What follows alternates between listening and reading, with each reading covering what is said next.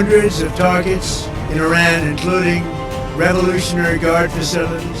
Ayatollah Khamenei is dead. Right from the beginning, we projected 4 to 5 weeks. I once again urge the Revolutionary Guard, the Iranian military, to lay down your arms and receive full immunity or face certain death.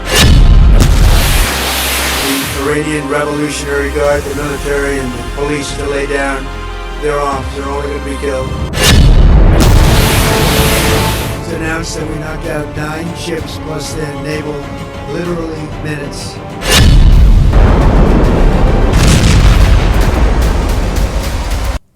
America और Israel बेशक लाख दावे कर रहे हों कि उन्होंने Iran की कमर तोड़ दिया है और उसे कमजोर बना दिया है, लेकिन हकीकत तो यह है कि ईरान पर जंग थोपने वाले दोनों देश भी आर्थिक रूप से परेशान हैं।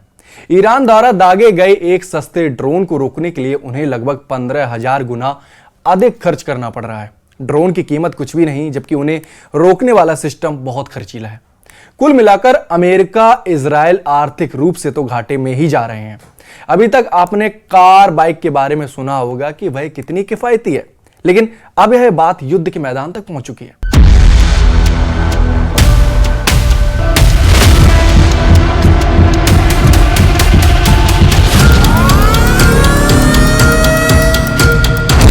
Revolutionary Guard, the military, and the police to lay down their arms. They're only going to be killed.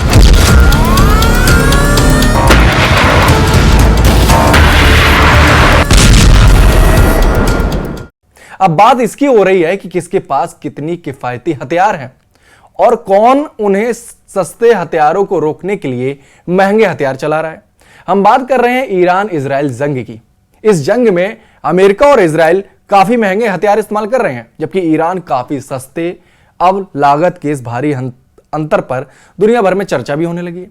न केवल ईरान और इजराइल के बीच जारी लड़ाई से आंकड़ों की ऐसी तस्वीरें आई हैं, बल्कि यूक्रेन रूस की जंग से भी ऐसा ही देखने को मिला था। इन दोनों लड़ाइयों ने दुनिया भर के सैन्य रणनीतिकारों को अपनी सोच बदलने पर मजबूर कर दिया है। एक तरफ करोड़ों रुपए के आधुनिक डिफेंस सिस्टम है, तो दूसरी तरफ चंद हजार रुपए में तैयार होने वाले छोटे छोटे ड्रोन। और खास बात यह है कि ये सस्ते ड्रोन बड़े बड़े साम्राज्यों की कमर आर्थिक तौर पर तोड़ने की ताकत रखते हैं। सबसे चौंकाने वाली बात लागत का भारी अंतर है।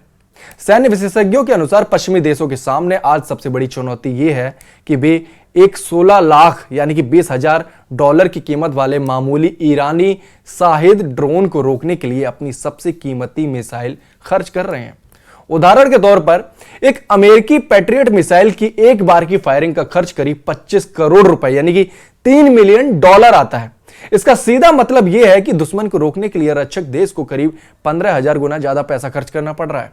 यह स्थिति किसी भी विकसित देश की अर्थव्यवस्था के लिए लंबे समय तक टिकाऊ नहीं हो सकती। ईरान के शाहिद ड्रोनों को अब आसमान का AK-47 कहा जाने लगा है। ये ड्रोन दिखने में साधारण और उड़ने में धीमे हो सकते हैं, लेकिन इनका असली मकसद तबाही से ज्यादा दुश्मन को आर्थिक रूप से थकाना है। जब ईरान या उसके सहयोगी ड्रोनों की पूरी खेप एक साथ भेजते हैं, तो इजराइल या अमेरिका जैसे देशों को अपने एयर डिफेंस सिस्टम एक्टिव करने पड़ते हैं। एक टॉम हॉक क्रूज मिसाइल जिसकी कीमत करीब 21 करोड़ रुपए है यानी कि $2.5 मिलियन है, उसके मुकाबले महज 30 लाख रुपए का एक छोटा सा ल्यूकस ड्रोन तैनात करना कहीं ज्यादा समझदारी भरा सौदा साबित हो रहा है। हमलावर पक्ष जानता है कि भले ही उसके ड्रोन मार गिराए जाएं, लेकिन वे दुश्मन के उन कीमती इंटरसेप्टर्स को खत्म कर रहे हैं जिन्हें बनाने में सालों लगते हैं और अरबों का बजट खर्च होता है।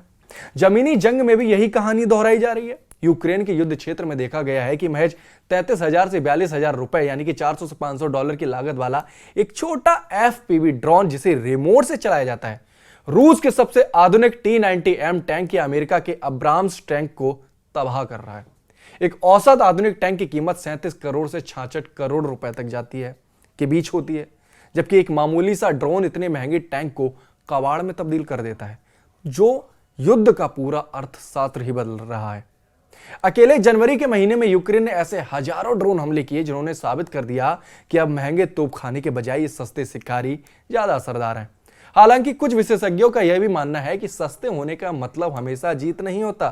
Centre for strategic and international studies के आंकड़े बताते हैं कि जहां सस्ते ड्रोनों में से 90% को हवा में ही नष्ट कर दिया जाता है, तो वहीं रूस की महंगी इस्कंदर जैसी बैलिस्टिक मिसाइलें करीब 90% बार अपने निशाने पर हिट करती हैं। लेकिन असली मुद्दा सटीकता नहीं बल्कि संख्या का है। यदि कोई हमलावर देश हर महीने 2 लाख ड्रोन बनाने की क्षमता रखता है, तो दुनिया की कोई भी महंगी मिसाइल प्रणाली इतने बड़े पैमाने पर हमलों को झेलने के लिए पर्याप्त बजट नहीं जुटा पाएगी। इस संकट से निकलने के लिए अब दुनिया लेजर तकनीक की ओर देख रही है। ब्रिटेन की ड्रैगन फायर लेजर सिस्टम का इसका एक बड़ा उदाहरण है। हालांकि इसे बनाने में 1000 करोड़ से ज्यादा रुपए खर्च हुए हैं, लेकिन इसके एक शॉट की कीमत मात्र 1000 रुपए है।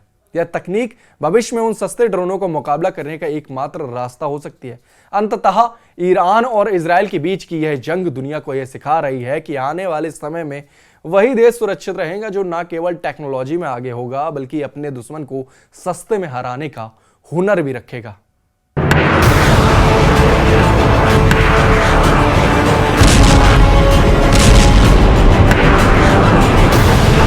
We have hit hundreds of targets in Iran, including Revolutionary Guard facilities. Ayatollah Khamenei is dead. Right from the beginning, we projected 4 to 5 weeks. I once again urge the Revolutionary Guard, the Iranian military, to lay down your arms and receive full immunity or face certain death. The Iranian Revolutionary Guard, the military, and the police to lay down their arms. They're only going to be killed. It's announced that we knocked out 9 ships plus their naval, literally minutes.